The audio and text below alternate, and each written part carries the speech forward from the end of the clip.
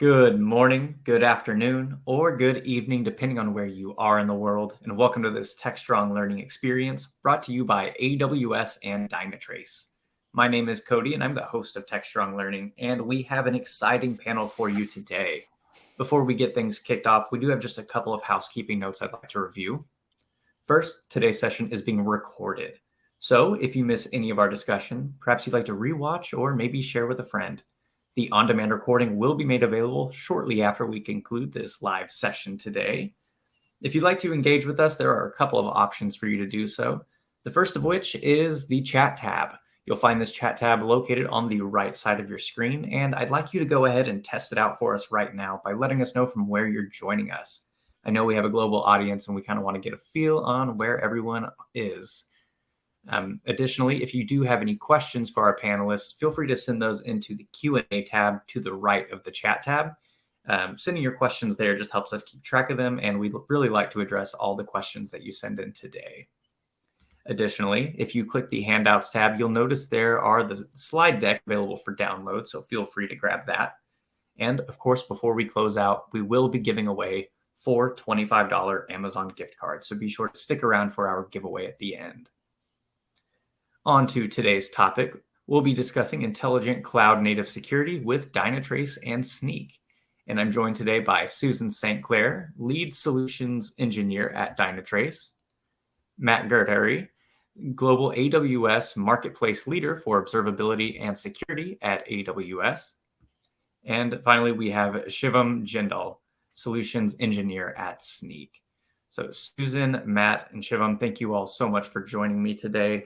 Before I hand it over to Susan, we are just going to quickly go through our agenda. So we are going to kick things off with a little bit of about Dynatrace and Snyk. We'll dive into a modern and well-architected AWS cloud. We'll cover some top cloud-native security challenges, of course, DevSecOps lifecycle automation, and then we're going to wrap things up with key takeaways and Q&A. So once again, send your questions in throughout our program today. But of course, also send them at the end once we formally open up our Q&A. So, Susan, would you like to take us into a little bit about Dynatrace? I would love to. And good afternoon, good evening, good morning, everyone. I'm very excited to be, part of this panel and talking with Matt and Shivan, and hopefully we have a really awesome discussion. So a little bit about Dynatrace for those of you who haven't, had a chance to take a look at us or engage with us. We are, our roots are in the observability side around application performance monitoring, availability, root cause analysis. And we thought back a couple of years ago, like, holy cow, we're getting this amazing information around all of the runtime environment and applications and how we're doing. Why don't we take a look at this from a security point of view as well? So the security module is bundled, right within the platform, fully integrated, and not a bolt-on add-on or anything like that. So certainly something that is very exciting to me as a practitioner, as well as, our customers that are taking advantage of this. So with that, I will pass it over to, oh, actually I have one more thing. I forgot I'm the slide girl on this one. So I guess a little bit about why that's so exciting and how we differentiate ourselves from maybe the more traditional application security tooling that you might be familiar with.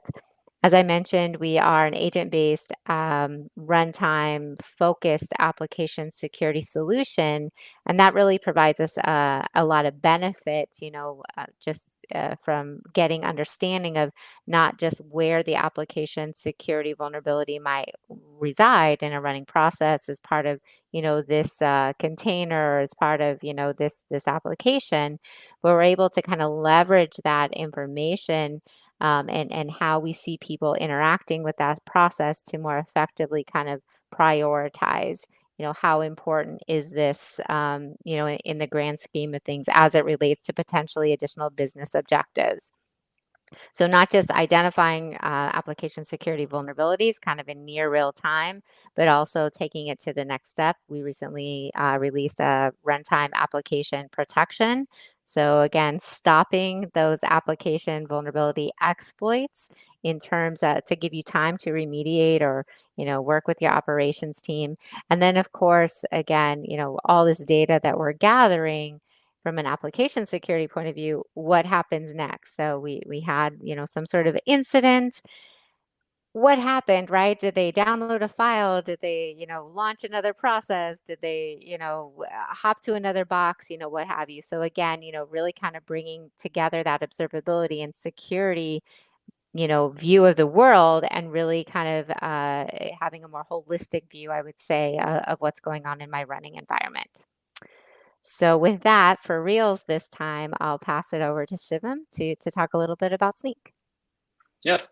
Hey, everyone. I'd like to take a few minutes to introduce you to the Snyk developer security platform and talk a bit about how we can help you create and deploy secure applications by empowering developers to handle security. So traditional security approaches often create friction between development and security teams, where security acts as a gate in the pipeline or after the fact. It's often very reactive and can often slow down development teams' delivery. This is where the Snyk platform comes in. It's purpose-built to support the DevSecOps mindset, offering a comprehensive suite of tools and capabilities that seamlessly integrate security into every stage of the software development lifecycle. By empowering developers, enabling continuous monitoring, and providing actionable remediation guidance, the Snyk platform aims to change how we approach security in the DevSecOps space. So Snyk understands that developers are the driving force behind successful DevSecOps practices. Oftentimes, they're the ones that have to fix a lot of their vulnerabilities. And so the platform deeply integrates within popular development tools, such as the IDEs, where developers are actually editing their code, or CI/CD pipelines, or their SCM tools, such as GitHub or Bitbucket or whatnot. And we fit seamlessly within these existing workflows. And Snyk has a platform of 4 products today. Snyk Code, which looks at first-party code developers are writing, acting almost like a spell check, but for security, by identifying issues like SQL injection vulnerabilities or cross-site scripting vulnerabilities. Snyk Open Source, which looks at third-party libraries and their transited dependencies or sub-dependencies, and identifies any open source vulnerabilities those may be bringing in and provides remediation advice for each vulnerability. Snyk Container, which looks at a container image and identifies vulnerabilities within the image and provides remediation advice to harden the image. And Snyk Infrastructure as Code, which looks at Terraform, CloudFormation, ARM templates, Kubernetes YAML files, etc., to determine any misconfiguration for cloud resources, which in combination with Snyk Cloud looks at deployed cloud resources and maps them according to controls such as SOC 2 controls, for example, and determines what misconfigurations there are and what can be done to remediate the issue. Each of these and each of our partner integrations are built on top of a platform centered around the developer experience. It includes industry-leading security intelligence that's trusted by the likes of Google and Amazon. Security education that's focused on helping developers and security teams alike understand how to prioritize and remediate vulnerabilities. And extensibility around identifying, governing, and triaging vulnerabilities. So with all of that being said, with all of this together, Snyk enables you to close the loop on the DevSecOps path and deliver security from code to cloud and back. Unlike traditional security approaches that create friction and that slows down development teams, Snyk embraces the DevSecOps mindset and provides developers with the tools and capabilities they need to handle security efficiently and proactively. So with that being said, I'd like to pass it over to Matt. Hey, thanks, Shivam. Thanks, Susan. First of all, it's a real pleasure to be on this webinar with the two of you. My role, by the way, at AWS, I run the observability and security partnerships globally. And so Snyk and Dynatrace are 2 of my absolute very favorite. I am super excited that they're working together as I keep evangelizing, and I'm happy to evangelize. And so today I want everyone to keep on thinking about what Susan said earlier. Dynatrace, the genesis of Dynatrace was an observability platform, and more specifically APM. Snyk is coming from the application security side, looking at code vulnerabilities and infrastructure vulnerabilities. And when you put these 2 things together, right, there's a certain amount of magic that happens from the left-hand side of the equation on that DevOps lifecycle, as well as the right-hand side of the equation. I'll talk a little bit more about that, but this whole theme of the convergence of observability and security, especially application security, is really just a huge theme theme that's running through the world of cybersecurity and observability. And, I'm glad to see that, again, these two companies are coming together in order to help secure and help our customers monitor, right, their cloud operating environments, both before the code gets pushed into an operating environment, but after as well. So my prologue here. I'm here to talk a little bit about the well-architected framework. And so some of you may be aware of this. It's sort of what I call the lingua franca that we use and the way that we speak for optimizing your cloud operating environment, and then making sure that your applications are running, in the best possible way, on our AWS infrastructure. It's basically leveraging, you can think about it as leveraging our cloud native and third-party services as a mechanism for customers to validate if workloads are following AWS established best practices. And then, as you can see here in the slide, the model covers, 6 what we call pillars. And the strategies are constantly being reevaluated, by the way. So sustainability, for instance, was added in December of 2021. And then there are a couple more that we're thinking. And so as the world evolves, right, and as the cloud operating model evolves, we will continually add on to this and make these even more robust. So think of Dynatrace as having a role to play in each of these pillars, right? And helping customers understand, via data and analysis, what their posture looks like for these pillars. And historically, typically, observability platforms have focused on the 2 middle pillars here, right? So reliability and performance efficiency. And so you can think about reliability is asking questions like, can I have confidence that this workload or app will do what it's supposed to do in a cloud operating environment, right? So it's the ability of the workload to perform its intended function correctly and consistently when it's expected to. And then performance efficiency takes a data-driven approach to building high-performance architectures, right? So what this is basically concerned with is, application performance optimization. Is my application fast? What does my latency look like?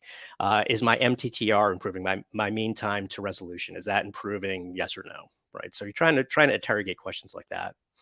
Operational excellence, I'll move on to some of these other ones really quickly. Operational excellence basically tries to get at, how frictionless is my pipeline from idea to production, right? So I have an idea for a feature or an application.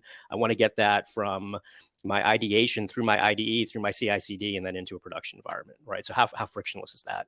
And then sustainable basically asks, am I making the green choice, right? And so Dynatrace, for instance, has carbon footprint functionality where they can alert you to the fact that, look, your CO2 emissions or the amount of energy that you're using looks like this relative to other configurations where you might be able to use less energy, right? Cost optimized, right? Or cost optimization, with all the options that I have to run my application as a customer and utilize various services and infrastructure configurations, am I able to save money? And not only able to save money, but able to save money while not suffering from performance or security deficits, right? And then we turn to security. It's last but certainly not least. And security basically is asking, am I vulnerable? And how do I best identify, protect, detect, respond to threats in my environment, right? So sort of the NIST cybersecurity framework. And so what we're here to do is to talk specifically about, taking observability, historically centered, as I mentioned, on reliability and performance, and then what does it mean to merge it with security? Because that's what, in a sense, we're discussing today with Dynatrace and Snyk. You can think of multiple ways that this is happening. And then one of the simplest ways to think about this is from an agent perspective. So you typically have a security agent and observability agent running in to bring telemetry, and they're pushing data to different platforms. But in a converged environment, right, what that means is that you have a single agent collecting all information and pushing it to a single platform to run analytics with a more connected, what I would consider a more connected or unified context. With Dynatrace, by the way, you do have 2 incredibly powerful capabilities with Grail and Davis AI. If you're not aware of what those things are, I highly encourage you to check those things out. And these allow you to place data covering all of these pillars, right, into a data lake and using a powerful AI engine to interrogate, analyze, get answers, and to help improve your posture in any of these areas, especially given the dynamic and complex nature of cloud operating environments. Another way to think about the Snyk Dynatrace partnership is, in the area around shift left and shift right for security. And this is a little bit what Shivam was talking about. We do have Dynatrace and Snyk focusing on that. But the easiest way to think about it is Snyk focusing on the vulnerabilities in pre-production artifacts like application code and containers, and then Dynatrace adding capabilities on the runtime runtime side and across the entire DevOps lifecycle. So in order to add context and intelligence, as I mentioned earlier. So the idea is to merge data developers, the data that developers use to measure pre-production performance and security, with the data that DevOps and security teams use to manage live production applications. And again, this is something that Susan touched on. So going to the next slide here, this is a different rendition or a variation on what we call the cloud adoption journey, right? It's a much more sophisticated, I would call, version of this. There's a simpler version that I usually use. But when we talk about the cloud adoption journey, as a customer, I want to take advantage of the benefits of the cloud, but I also need help in managing the complexity that comes with moving to distributed architectures, right?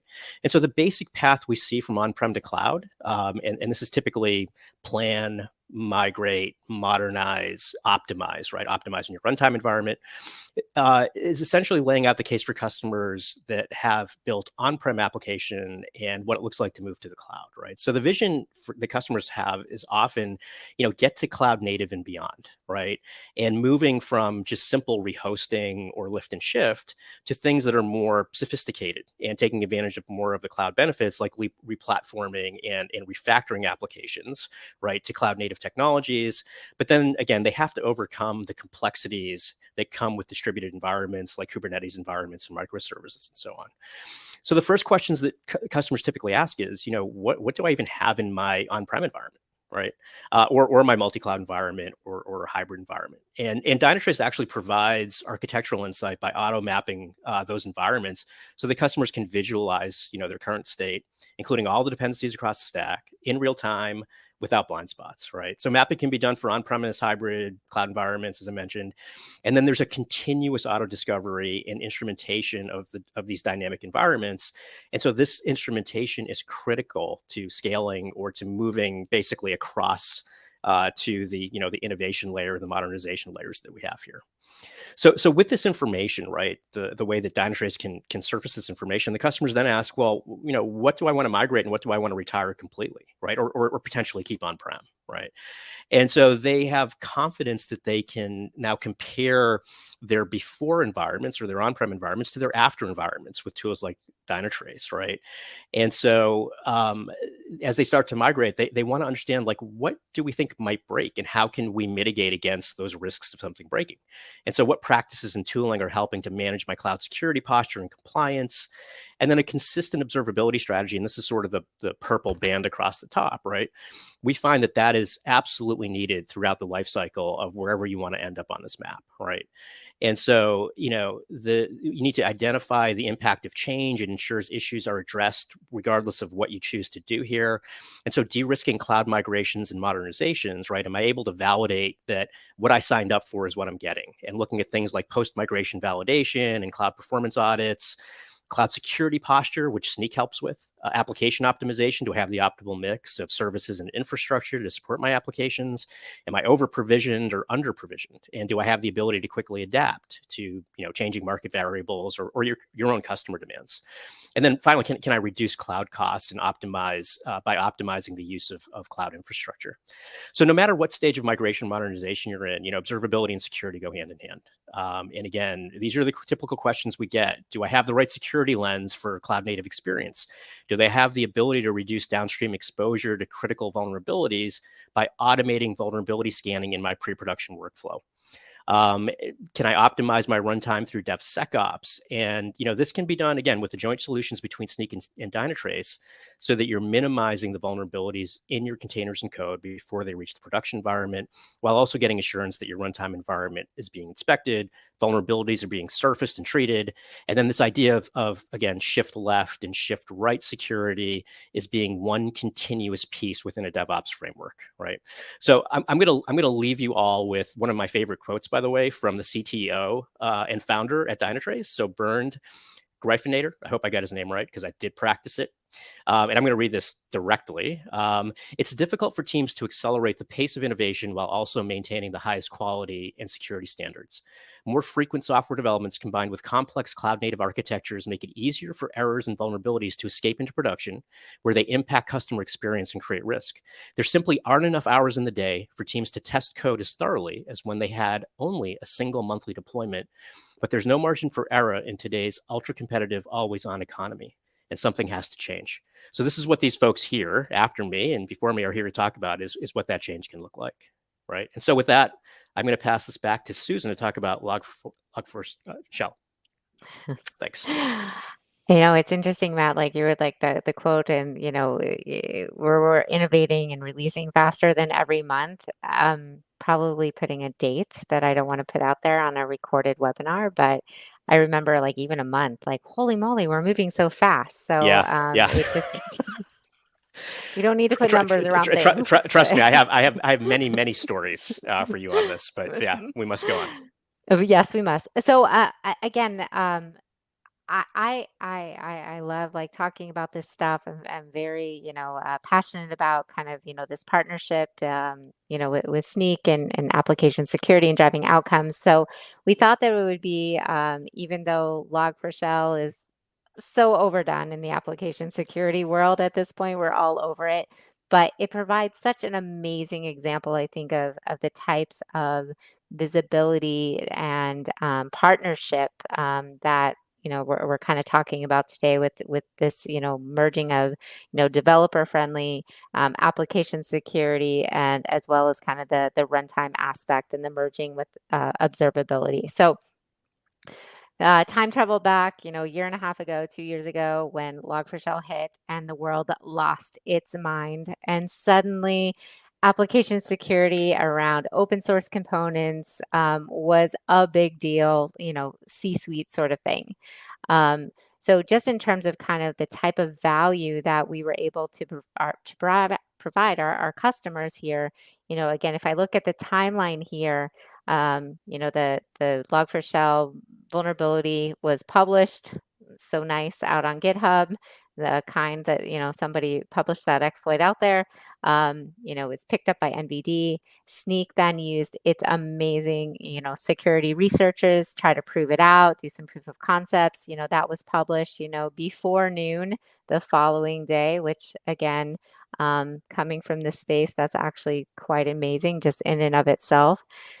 Through the partnership with Dynatrace, again, we picked it up. We're like, okay, great. So 5 minutes-ish. And then our customers were automatically getting updates that they were exposed to this vulnerability. And again, not just that they had it, which again, I wasn't at Dynatrace before, so we could have another offline story of how that's a big deal just in and of itself.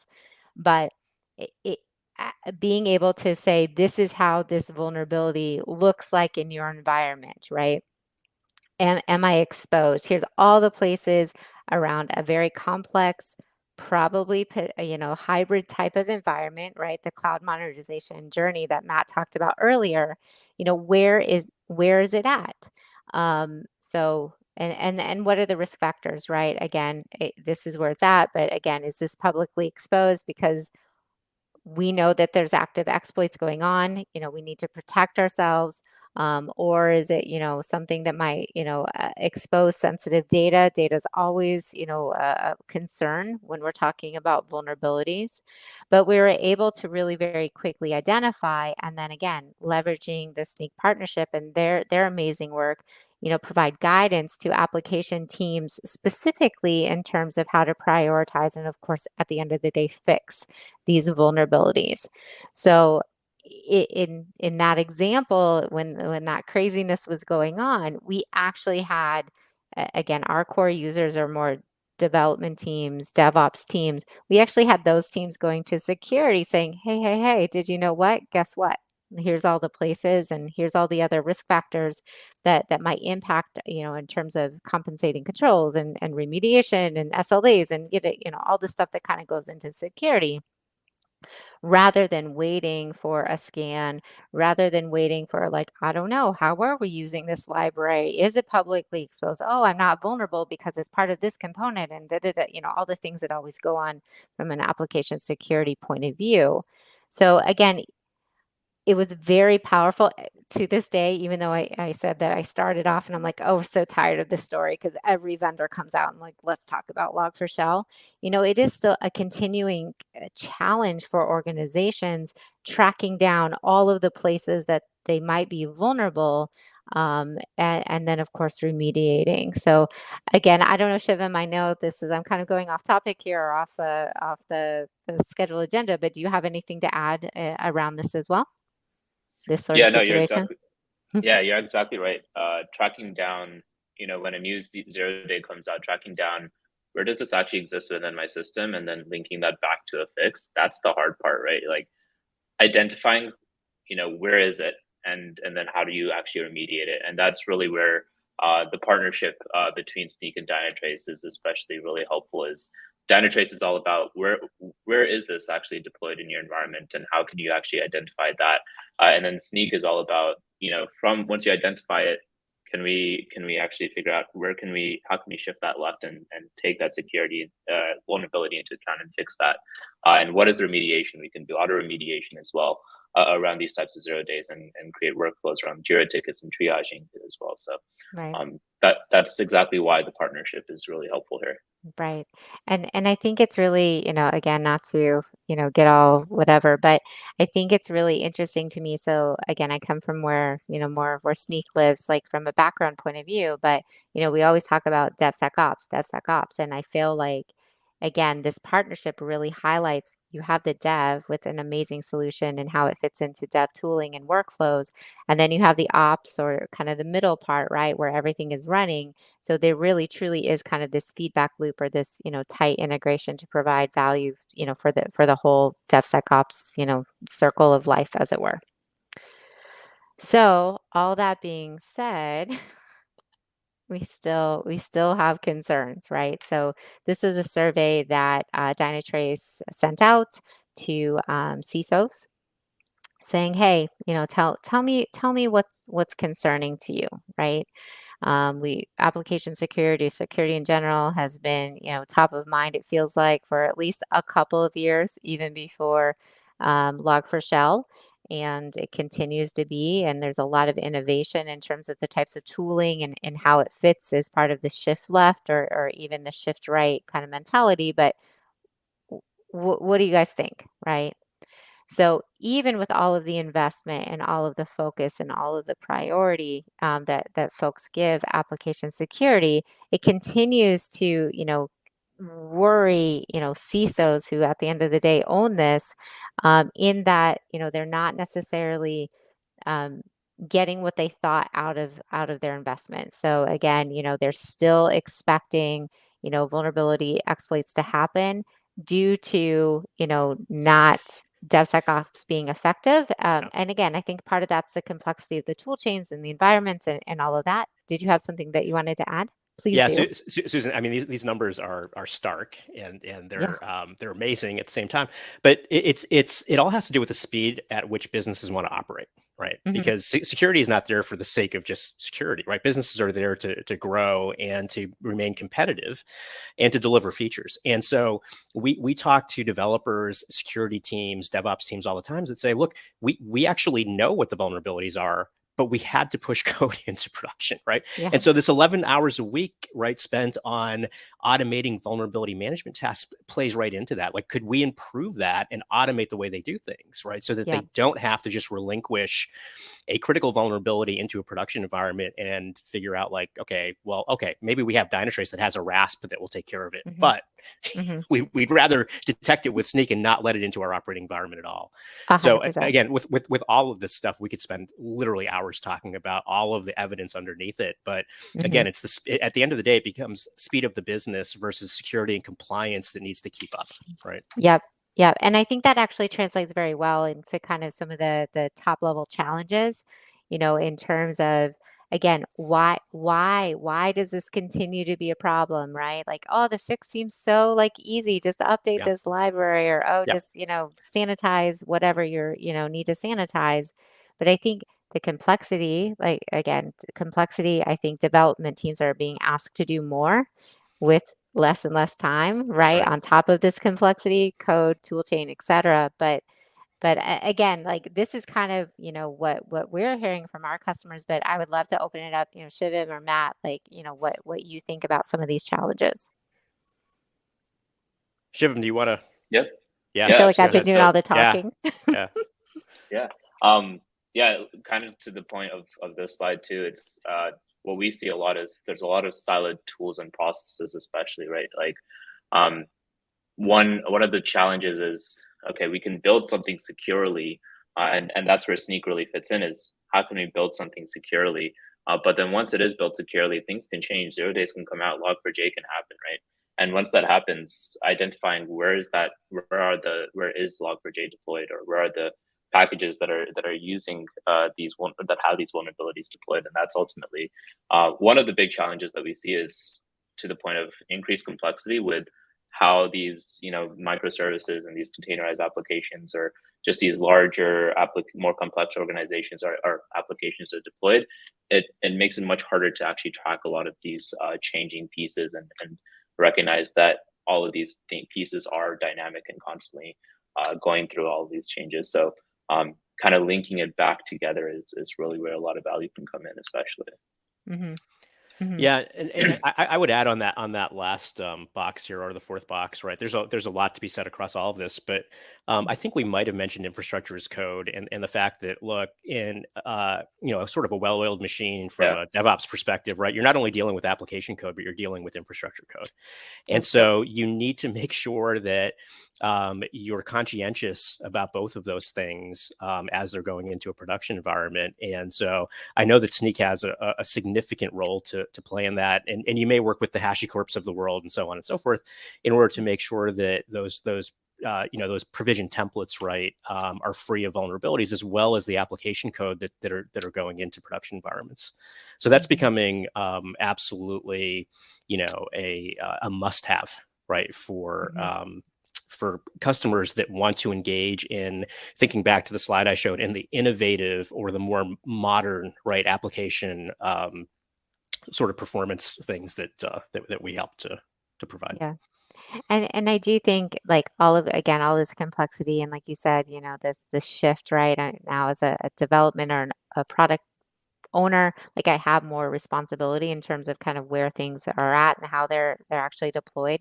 But still, again, I think that a huge challenge is, like, everybody kind of has their own tool and their own visibility of things, and like they all report things slightly differently or fit into like a process differently. And I think, like, in terms of kind of the merging, right, of the left and the right, like that's a real problem to get any understanding of what the heck is going on. Like, am I secure? Am I not? What's the impact? Am I, I have no idea. Best of luck. Good luck to you. Yeah, exactly.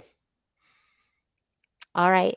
So I guess kind of just drilling into like the kind of the next level maybe. So yeah. Here's all these hot, top level challenges.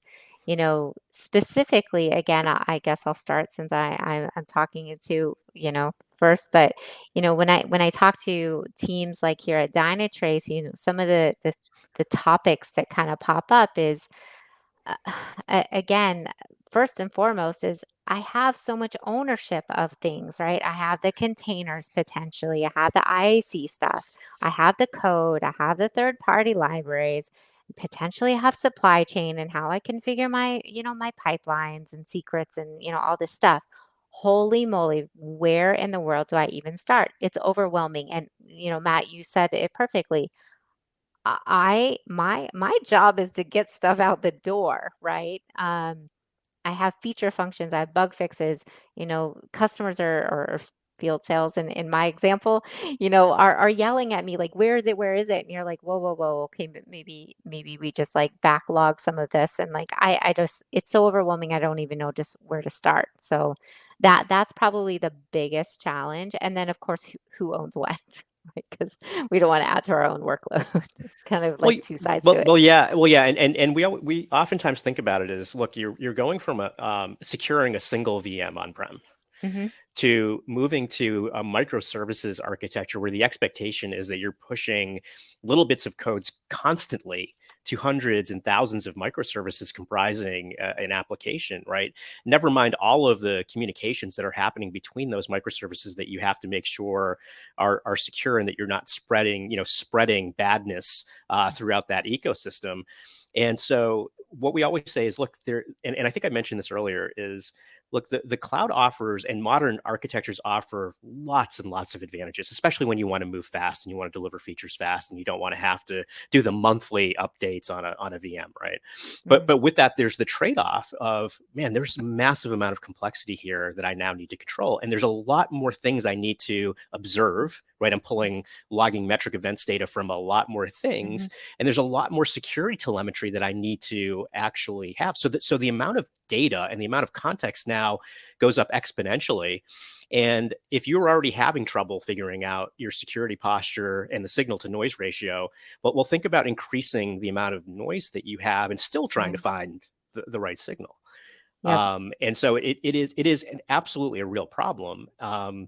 And then again, the way that we're talking about security and observability converging is observability. The power of the observability platforms is they can keep control and visibility over the increasing complexity. And not only can they do that, but they can do that as customers scale up and scale down in dynamic environments like cloud operating environments. And so attaching the ability to have that visibility going really, really quickly, right? To security posture management, for instance, cloud workload protection, application security. It's I hate to say this, chocolate and peanut butter, because I got to come up with a better metaphor here. And Risa should come after me at some point for keeping on saying this. Oh, but it's good. I love chocolate and peanut butter. I actually have some in my kitchen right now. I'm going to go get some. Yeah. Yeah, again, Shivan, I feel like, Matt and Susan here, but you have like a unique perspective, I think, in terms of like you work with development teams directly, right? So I don't know, anything to add? Yeah, and one thing that we kind of recommend a lot to our customers as they start to onboard with Snyk, right? Like you all said, there's a lot of complexity, there's a lot of moving pieces, things that are constantly changing, and development teams, they don't have the time to kind of, take all of this into account all at once. It's a fire hose, if you will, right? And so with that, one of the things that we always recommend is take this like crawl, walk, run approach when it comes to security, right? So first, just start off and just have coverage of what are the issues right now that already exist, and that's it. Just have an inventory of what are your packages, what are your dependencies, what does your cloud environment look like, and just understand all of this, and then start to adopt Snyk earlier on, right? So build it into your IDE integration, or set up a CI/CD integration that looks at what are the newly introduced issues. But just have it notified. Don't have it breaking anything. Don't have it, doing anything else. Just have it notified developers saying, hey, there's a SQL injection vulnerability that was newly introduced by this PR. And then from there, you can kind of start taking it the next step further and start actually breaking builds. And then you can also take it even further from there and start actively fixing issues that were pre-existing. And then you can start taking it further and having it automatically create Jira tickets for developers based off what exists. So it's a process, but but obviously with the complexity and with developers constantly being bogged down with all of this, it matters the way that you do this, because Snyk and Dynatrace, right? We can be really helpful for these teams, but it's also about how do you adopt it in a way that sets the development teams and the ops teams and DevOps teams up for success. Yeah, I agree. And again, I think that could be like a whole nother topic, like how you do that, but it's super important. It is super important. So I guess kind of like all of that good stuff, so what are we talking about, in terms of kind of intelligent cloud native, security. So again, I really like this graphic in that it's moved beyond just like the infinity that we've seen like a million times. I'm not sure what this shape is. Maybe looks like an F1. Looks like an F1 raceway potentially. See, I would have never gone that direction, but I like it. But basically, it comes down to again, DevSecOps, and really truly having the ops and the dev, kind of with security, in between, or in my opinion, embedded right along this entire path. So, we've been talking a lot about application security and, Dynatrace identifying and providing that runtime context. And then obviously Snyk, leveraging the Snyk partnership and, how they fit like really on the left side of the house with all the stuff that Shivam was talking about, as part of your pipelines or as part of your code repos, all the IDEs, all this good stuff. So kind of like looking at some of the other components that are a huge part of cloud native, security is, again, another aspect of that is containers, right? So, and Matt like kind of talked a little bit about IAC, which I know is not necessarily containers, but it's part of the discussion. So recently, Dynatrace expanded our partnership with Snyk, our technical alliance, I guess technically, to address this, to bring the same sort of value that we've seen on the application security side into more like, okay, I scan my containers, right, as part of this overall container solution. Now let's map that and kind of get the same like awesome like runtime visibility and observability that that we brought to the application side. So anything that you guys want to add? Again, I feel like I'm the only one talking here. So you want us to talk more? Okay. I'm just gonna go on mute. Off you go. Well, I'm gonna as always open it up to Shivam since we have the Snyk logo on here. So let's have his opinion. Yeah, absolutely. So from our perspective, right, a container product integrates with full SDLC, software development lifecycle. So source control, container registries, CI/CD pipelines. We can scan locally. It's all about, if you take an airplane, for example, you take an airplane, you want to know two things about the airplane. One, that it was built really well, but then two, you want to know is once the airplane is actually in production, you want to know, is the airplane constantly monitored to make sure that all the parts are working properly, right? Is it a well-oiled machine? And Dynatrace is all about the latter there. It's about, is it a well-oiled machine? While Snyk is all about, was the plane actually built properly, right? But then the better together piece here of Snyk and Dynatrace, and where we're coming from today is making sure that, are all the pieces actually being built securely in the first place? What pieces maybe aren't being monitored initially, right? So thinking about containers now and linking this back, right? A lot of the times we get questions around how do I know that all of my containers that are being deployed are actually being scanned by Snyk? And that's kind of where this better together story is, where Dynatrace can provide that runtime context of what are the containers actually deployed, and then Snyk can say, here, yes, these ones are actually in fact being scanned by Snyk. These ones are not, for example.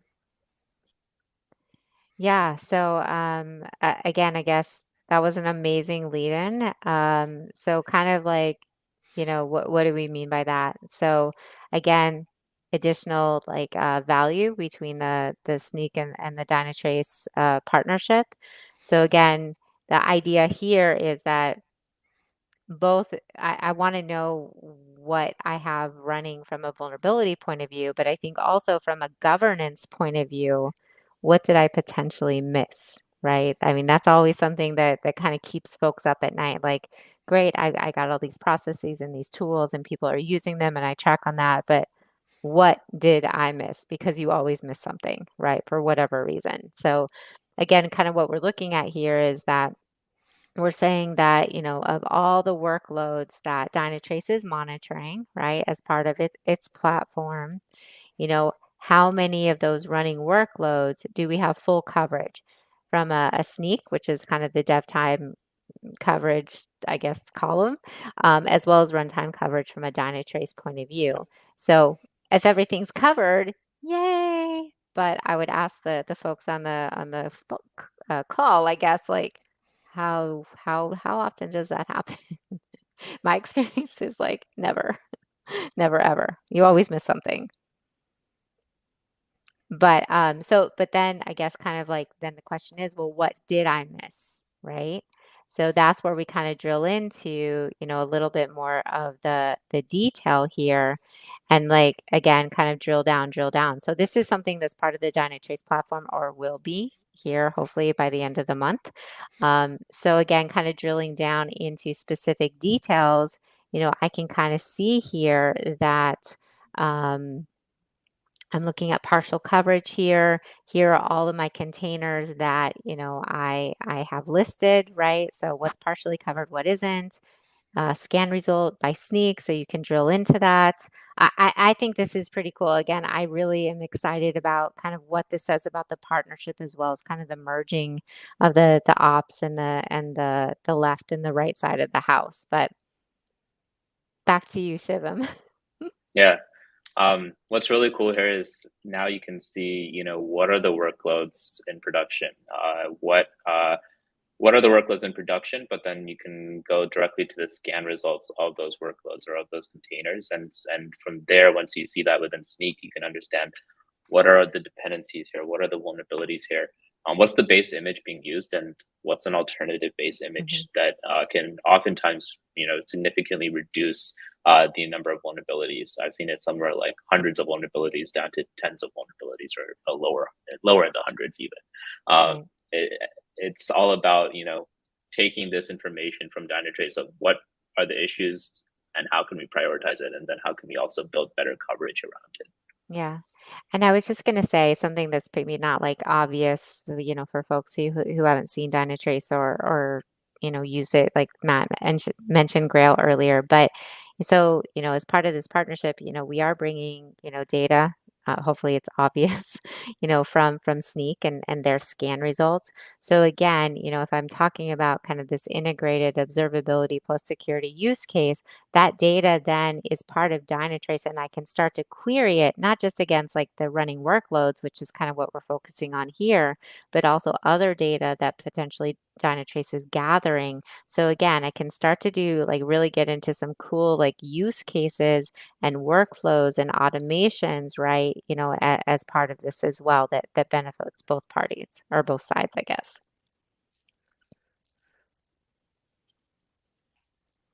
All right. So I think this is still you, Shivam. I don't know if you have anything to add, like on this. Yeah, I think this slide is really, really cool.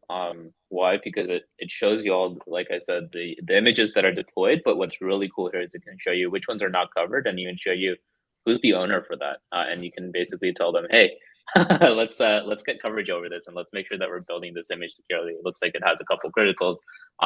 If you were using Snyk, then maybe maybe we could have deployed it without some of those criticals, right? So that's kind of the storytelling that this page allows you to tell.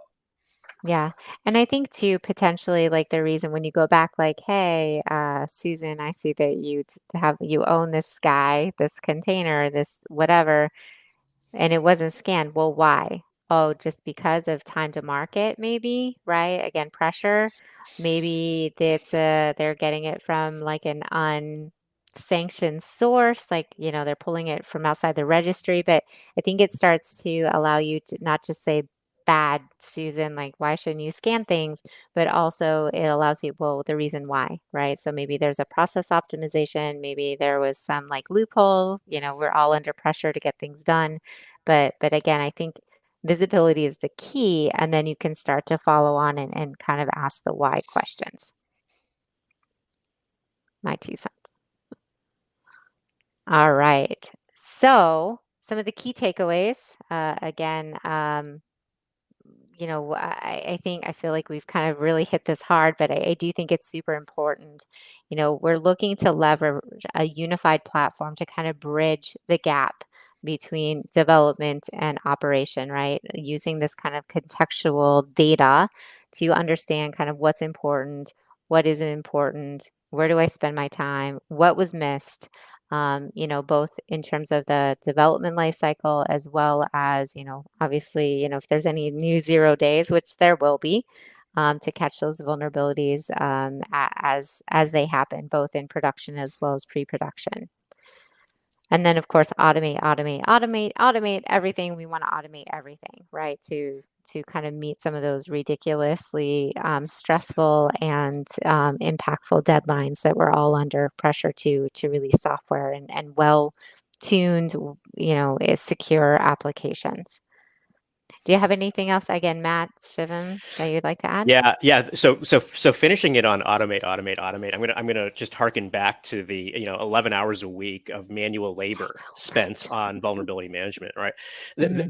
That is not something that a modern enterprise or a modern business that has a web application, right, running on AWS, like, it's not Mhm. sustainable.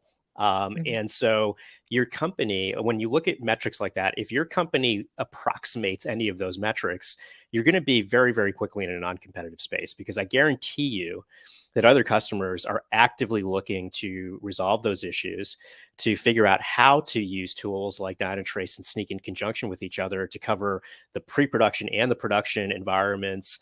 And as you said, Susan, really to automate away as much of this as possible, right? I think that's a Mhm. key thing that we probably didn't drive home enough of, but Yeah. in all of the steps and in the slide that I showed, right, underpinning all of that is how much of this is automatable versus someone having to do something, make a decision. And so then time and error becomes part of the equation Mhm. that we want to remove from a lot of things, especially as you're modernizing and you're trying to become more innovative. You absolutely have to take those things away. Right. Mhm. And so obviously AWS, right, with, auto scaling and a lot of the sort of automation capabilities that we bring, that's part of our DNA.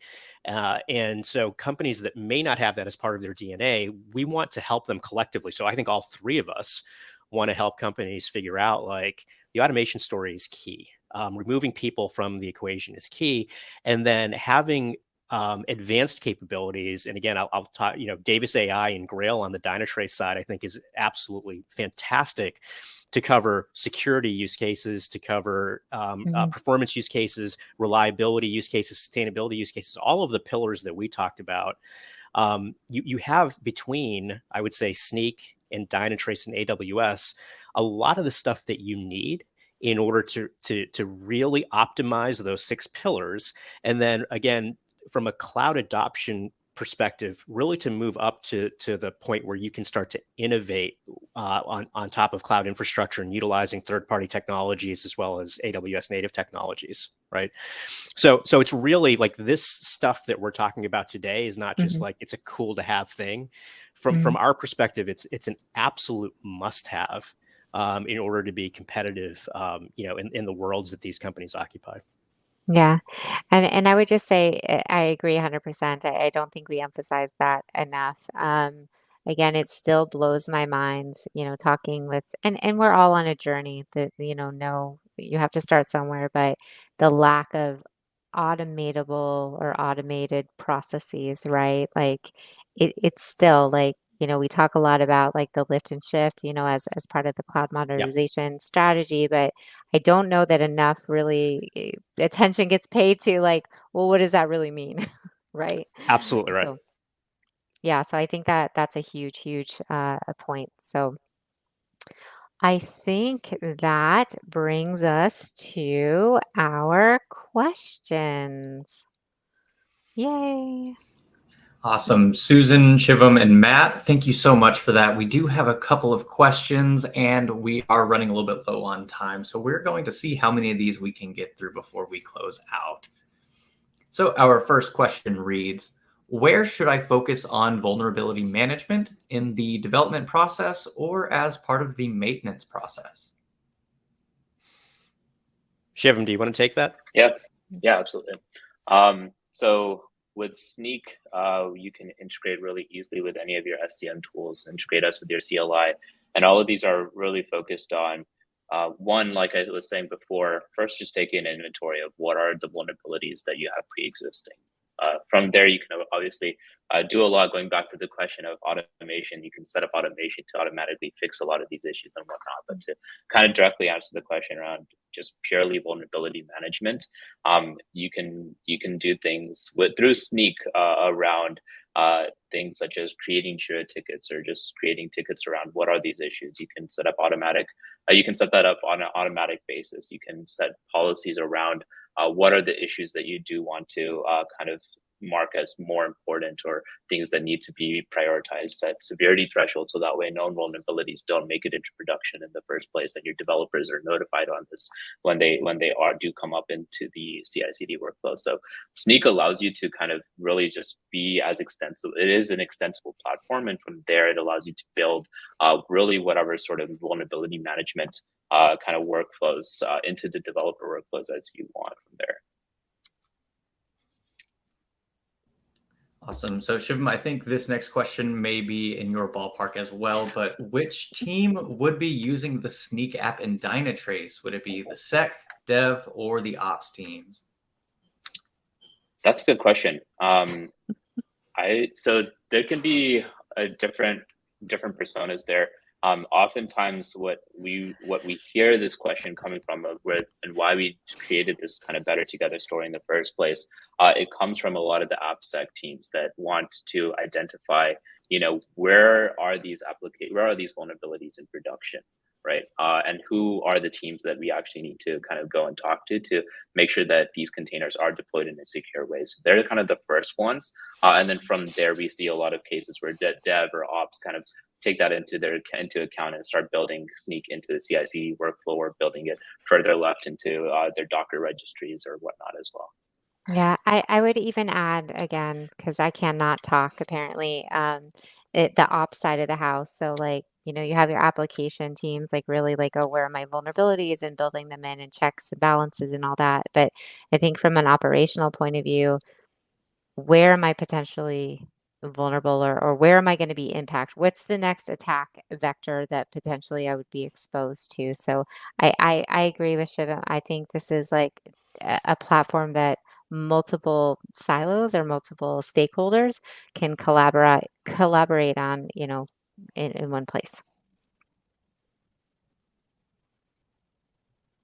I agree with both of you, by the way. And by the way, Shivam, I was going to say devs, but I'm glad you said that the AppSec team was the first one. But we do see a ton of devs that are interested in how they can incorporate Snyk right into their workflows and become almost, a proxy for the AppSec team in a way. Right? Yeah.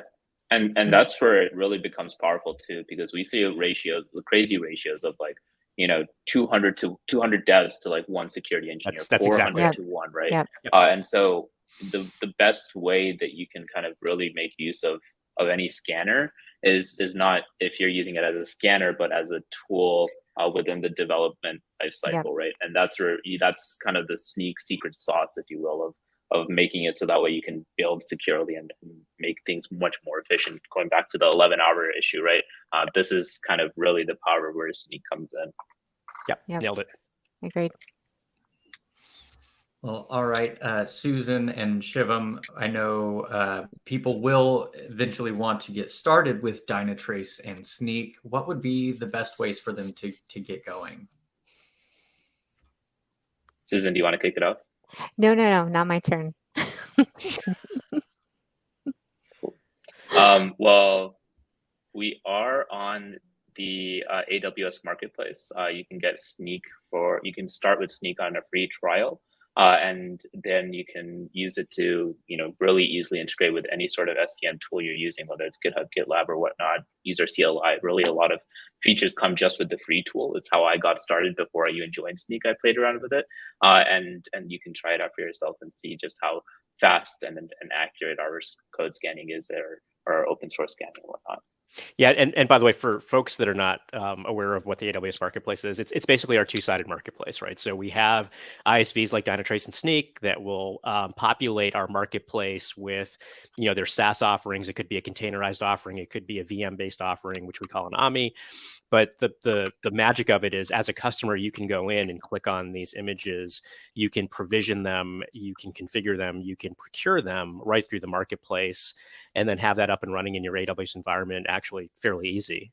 If you prefer to talk to Dynatrace or Snyk about long-term contracts and other ways of sort of purchasing it, if you want to get your purchasing department invested in it, we have something called a private offer where you can click on a private offer, and that will put you in direct contact with the partner, and you can negotiate to your heart's delight. Yeah, I thought that was great. Me too, I guess, what I would say. So yeah, Dynatrace, as you can see up on the screen, we are also part of the AWS marketplace. So yeah, definitely check it out, see how easy it is to, spin it up. And honestly, it's probably the easiest solution I've ever worked with in terms of just getting things up and running, getting that visibility, again, security, performance. It really is pretty straightforward. But yeah, definitely check it out up on the marketplace. Awesome. Well, it looks like that's going to round us out for the hour. But Susan, Shivam, and Matt, thank you all so much for joining me. I really appreciate the insights that each of you brought to the table, and the slide deck that was all combined made it all easy for me to just run right through it. So thank you all. Thank you all so much for joining me today. Awesome. Thanks, everyone. Thank guys. All right. All right. So to our audience, quick reminder, a couple reminders. First, there have been a couple of additional handouts uploaded to that handout section. So if you have not been able to grab those, please do so now. We will attach them to the on-demand so you can go back and find them, but now is a good spot as well. I'd also like to remind everyone that our session was recorded. So following this program, you will receive an email with a link to access the recording on demand. And of course, you can find it living on the DevOps website at devops.com/webinars, and then just be sure to look in the on-demand section. The 4 winners of our $25 Amazon gift card drawing are Sarah G, Alex K, Cody T, love the first name, and Dirk H. So to our 4 winners, congratulations. Keep an eye on your inbox to claim your gift card. If you don't happen to see it in about 48 hours, check your spam folder just in case it happens to get filtered. I'd like to thank AWS and Dynatrace for sponsoring our program today. And to everyone still with us, thank you so much for joining. We really appreciate you being here with us on Techstrong Learning, and we do want to hear your feedback. So if you stick around with us after we close out, there will be a survey that pops up. Let us know what you thought about this program, or if you have suggestions for a future program.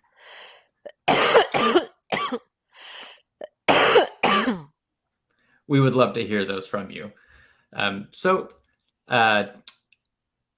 Thank you so much for joining us. Matt, Susan, Shivam, you guys, thank you so much for being here. Everyone, you may now disconnect. Thanks, everyone.